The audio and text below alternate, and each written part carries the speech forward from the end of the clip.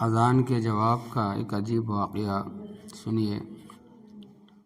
کہ خطیب رحمۃ اللہ علیہ حضرت عمر ابن خطاب رضی اللہ تعالیٰ عنہ سے روایت کرتے ہیں کہ انہوں نے حضرت نزلہ ابن معاویہ رضی اللہ تعالیٰ عنہ کو قادسیہ کی جانب بھیجا۔ جب عصر کا وقت ہوا تو حضرت نزلہ نے اذان دی اور اللہ اکبر کہا تو سنا کہ پہاڑ سے کوئی جواب دینے والا کہہ رہا ہے کہ اے نزلہ رضی اللہ تعالیٰ عنہ تم نے بہت بڑی عظیم ذات کی کبریائی بیان کی ہے، تم نے بہت بڑی عظیم ذات کی کبریائی بیان کی۔ پھر انہوں نے اشہد ان لا الہ الا اللہ کہا تو اس نے جواب میں کہا کہ اے نزلہ یہ کلمہ اخلاص ہے۔ جب انہوں نے اشہد ان محمد الرسول اللہ کہا تو ان صاحب نے کہا کہ یہ ڈرانے والے ہیں اور یہ وہی رسول ہے جن کی بشارت حضرت عیسیٰ ابن مریم علیہ السلام نے دی تھی اور ان کی امت پر ہی قیامت قائم ہوگی۔ پھر انہوں نے جب حی علی الصلاۃ کہا تو ان صاحب نے کہا مبارکباد ہے اس کے لیے جو نماز کے لیے جائے اور اس پر مواظبت کرے۔ انہوں نے جب حی علی الفلاح کہا تو اس نے کہا کہ وہ شخص کامیاب ہوا جس نے محمد صلی اللہ علیہ وسلم کی بات پر لبیک کہی اور یہ امت محمدیہ کے بقا کا ذریعہ ہے۔ پھر انہوں نے اللہ اکبر کہا تو اس نے کہا کہ اے نزلہ تم نے کلمہ توحید واضح کر کے پیش کیا، اللہ تبارک و تعالیٰ تمہارا جسم جہنم پر حرام کرے۔ حضرت نزلہ جب اذان سے فارغ ہوئے اور کھڑے ہوئے تو ان حضرات نے اس شخص سے جس نے پہاڑ کی جانب سے مؤذن کی اذان کا جواب دیا تھا یہ کہا اللہ تبارک و تعالیٰ تم پر رحم کرے، یہ بتاؤ تم کون ہو، فرشتے ہو یا جن ہو یا اللہ تبارک و تعالیٰ کے بندوں میں سے کوئی بندہ ہو؟ تم نے اپنی آواز تو ہمیں سنا دی، ذرا اپنی صورت بھی ہمیں دکھاؤ، اس لیے کہ ہم اللہ جل شانہ اور اس کے رسول صلی اللہ علیہ وسلم اور حضرت عمر رضی اللہ تعالیٰ عنہ کے بھیجے ہوئے وفد ہیں۔ فرمایا کہ پہاڑ کے درمیان سے چکی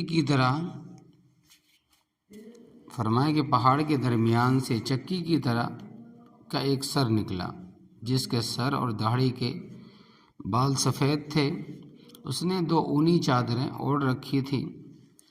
اس نے کہا السلام علیکم ورحمۃ اللہ وبرکاتہ۔ ان حضرات نے کہا کہ وعلیکم السلام ورحمۃ اللہ وبرکاتہ، تم پر اللہ تبارک و تعالی رحم کرے، بھئی یہ بتلاؤ تم ہو کون؟ اس نے کہا کہ نیک بندے عیسیٰ کا وصی زرنب بن تملا ہوں،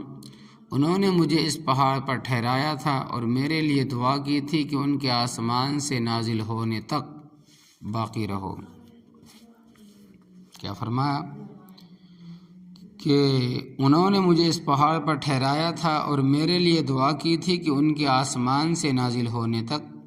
باقی رہوں، وہ آسمان سے اتر کر خنزیر کو قتل کریں گے، صلیب کو توڑیں گے اور عیسائیوں نے جو چیزیں حلال کر لی تھی ان سے اظہار برات کریں گے۔ اب جب کہ میں نبی کریم صلی اللہ علیہ وسلم کی ملاقات سے محروم ہو گیا ہوں تو حضرت عمر کو میرا سلام کہہ دینا اور ان سے کہنا کہ اے عمر صحیح راستے پر چلتے رہیے اور اس کے قریب رہیے، اس لیے کہ وقت قریب آ گیا ہے، اور انہیں یہ نشانیاں بتلا دینا جو ابھی میں تمہیں بتاؤں گا۔ جب یہ چیزیں امت محمدیہ میں ظاہر ہو جائیں تو دور بھاگنا، جب مرد مردوں پر اکتفا کرے اور عورتیں عورتوں پر، اور اپنی نسبت اپنے والدین کی طرف نہ کرے اور غیروں کی طرف نسبت کرے، اور بڑے چھوٹوں پر رحم نہ کھائے اور چھوٹے بڑوں کی تعظیم نہ کرے، اور اچھائی کا حکم دینے کو چھوڑ دیا جائے اور برائی کو ہونے دیا جائے، اس سے روکا نہ جائے۔ اور عالم روپے پیسے حاصل کرنے کے لیے علم دین پڑھے اور بارش گرمی کا اور اولاد ناراضگی کا سبب بن جائے، اور بارش گرمی کا اور اولاد ناراضگی کا سبب بن جائے، اور میناریں اونچے اونچے بنانے لگے اور قرآن کریم پر چاندی چڑھائی جانے لگے اور پختہ عمارتیں بننے لگے اور خواہشات کی پیروی کی جانے لگے اور دین کو دنیا کے بدلے بیچ دیں اور مسلمان کے خون اور قطع رحمی کو معمولی سمجھا جانے لگے اور فیصلے پر پیسے لیے جانے لگے، سود خوری ہونے لگے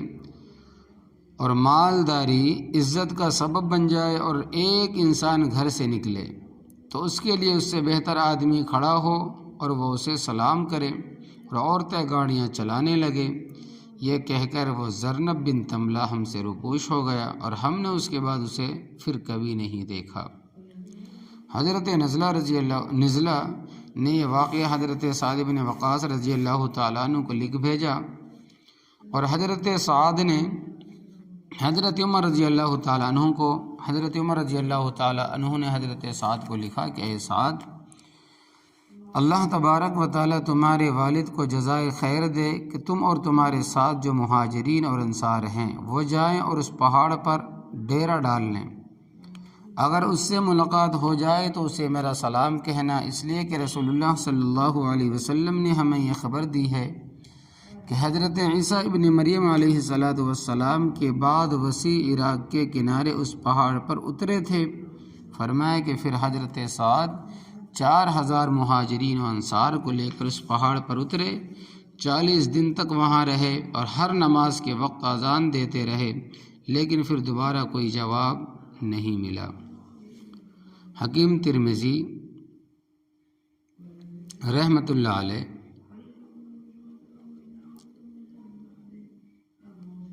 فرماتے ہیں کہ روایت کرتے ہیں کہ رسول اللہ صلی اللہ علیہ وسلم نے ارشاد فرمایا کہ میری امت میں ایک خوف و دہشت پیش آئے گی، لوگ اپنے علماء کے پاس جائیں گے تو وہ بندر اور خنزیر بنے ہوئے ہوں گے۔ حکیم ترمذی رحمۃ اللہ علیہ ایک اصول میں روایت کرتے ہیں کہ رسول اللہ صلی اللہ علیہ وسلم نے ارشاد فرمایا کہ میری امت میں خوف و دہشت پیش آئے گی، لوگ اپنے علماء کے پاس جائیں گے تو وہ بندر اور خنزیر بنے ہوئے ہوں گے۔ علماء نے لکھا ہے کہ اللہ تبارک و تعالیٰ نے ان علماء کو بندر اور خنزیر کی شکل میں اس لیے مسخ کیا کہ مسخ میں خلقت کو اپنی شکل سے بدل دیا جاتا ہے، جس طرح انہوں نے حق کو بدلا تھا اور کلمات کو اس کی جگہ سے ہٹا کر دوسری جگہ پہنچا دیا تھا،